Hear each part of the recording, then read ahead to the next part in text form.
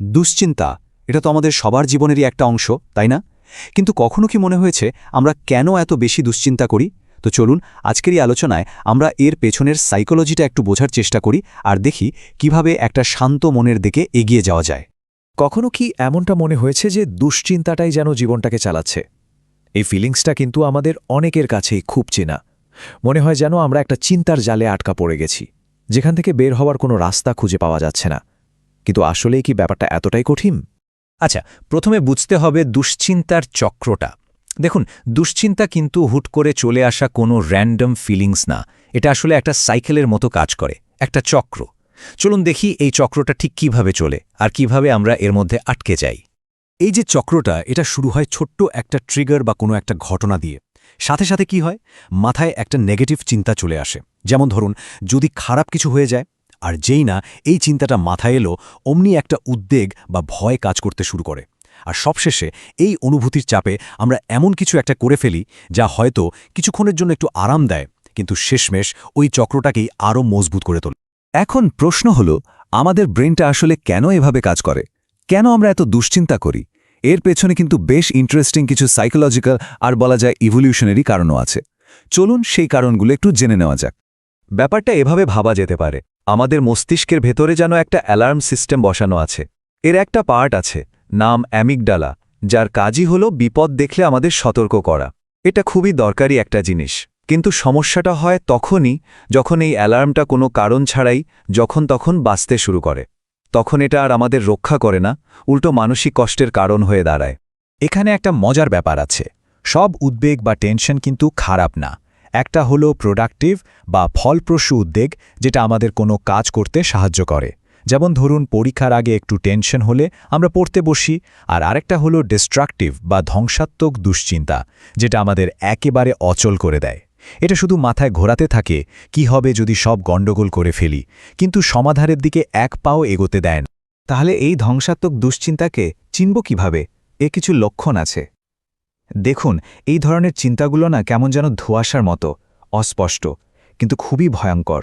খালি মাথায় ঘুরতে থাকে, কি হবে যদি। মনে হয় যেন এর ওপর কোনো কন্ট্রোলই নেই। এটা শুধু আমাদের মেন্টাল এনার্জি শেষ করে দেয় তাই না, আমাদের প্রবলেম সলভ করার ক্ষমতাও কমিয়ে দেয়। তো আসল প্রশ্ন হলো, এই চক্রটা ভাঙার উপায়টা কি? ভালো খবর হলো উপায় আছে। বেশ কিছু পরীক্ষিত আর দারুণ কাজের টেকনিক আছে। চলুন এবার সেই গোপন কৌশলগুলোই জেনে নিই। একটা খুব পাওয়ারফুল টেকনিক হলো চিন্তাটাকে বদলে ফেলার এই 3 ধাপের কৌশল। প্রথম কাজ, যে চিন্তাটা উদ্বেগ তৈরি করছে সেটাকে ঠিকঠাকভাবে চিহ্নিত করা। এর পরের ধাপে সে চিন্তাটাকে চ্যালেঞ্জ করতে হবে, মানে ভাবতে হবে, এই যে চিন্তাটা করছি এর পক্ষে আসলে শক্ত প্রমাণ কি আছে। বেশিরভাগ সময় দেখা যায় প্রমাণগুলো আসলে খুবই দুর্বল। আর শেষ ধাপে ওই নেগেটিভ চিন্তাটার বদলে একটা বাস্তবসম্মত আর ব্যালেন্সড বিকল্প চিন্তা তৈরি করতে হবে। খুব সুন্দর একটা কথা আছে, মাথার ওপর দিয়ে দুশ্চিন্তার পাখিরা উড়ে যাবেই, সেটাকে আটকানো সম্ভব না, কিন্তু সেই পাখিরা যেন চুলে বাসা বাঁধতে না পারে সেটা নিশ্চিত করা সম্ভব। এই কথাটা কিন্তু পুরো আলোচনার সারমর্ম। মানে দুশ্চিন্তা আসবেই, এটাকে পুরোপুরি জীবন থেকে মুছে ফেলা হয়তো যাবে না, কিন্তু আমরা এটাকে ম্যানেজ করতে শিখতে পারি, যাতে এটা আমাদের জীবনটাকে কন্ট্রোল করতে না পারে। দুশ্চিন্তা কন্ট্রোল করার জন্য মাইন্ডফুলনেস প্র্যাকটিস কিন্তু অসাধারণ কাজ করে। যেমন ধরুন, দিনের মধ্যে একটা নির্দিষ্ট সময়, হয়তো 15 মিনিটের জন্য ঠিক করে রাখা হলো যে এটা আমার ওয়ারি টাইম বা দুশ্চিন্তার সময়। ওই সময়েই শুধু দুশ্চিন্তা করা হবে।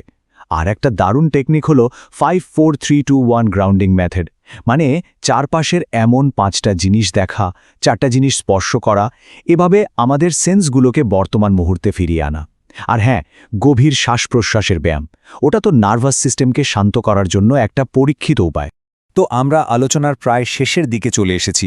চলুন সবটা একবার গুছিয়ে নেওয়া যাক। আর একটা কথা মাথায় রাখা খুব জরুরি, এটা কিন্তু কোনো ফাইনাল ডেস্টিনেশন নয়, এটা একটা কন্টিনিউয়াস জার্নি। তাহলে এগিয়ে যাওয়ার পথটা কি? মূল পয়েন্টগুলো হলো, প্রথমত নিজের ভেতরের দুশ্চিন্তার চক্রটাকে চেনা। দ্বিতীয়ত, কোনটা কাজের উদ্বেগ আর কোনটা অহেতুক দুশ্চিন্তা সে পার্থক্যটা বুঝতে পারা। তৃতীয়ত, নেগেটিভ চিন্তাগুলোকে চ্যালেঞ্জ করে নতুনভাবে ভাবতে শেখা। আর সবশেষে মাইন্ডফুলনেস প্র্যাকটিসের মাধ্যমে নিজেকে বর্তমান মুহূর্তে অ্যাঙ্কার করা। এই ধাপগুলোই কিন্তু আমাদের এগিয়ে চলার রোডম্যাপ। এই পুরো আলোচনার পর একটা প্রশ্ন কিন্তু থেকেই যায়, এতগুলো কৌশলের মধ্যে কোনটা সবচেয়ে বেশি কার্যকর বলে মনে হচ্ছে, কোনটা দিয়ে আজ থেকেই শুরু করা যেতে পারে? এই উত্তরটা কিন্তু আমাদের নিজেদেরকেই খুঁজে বের করতে হবে।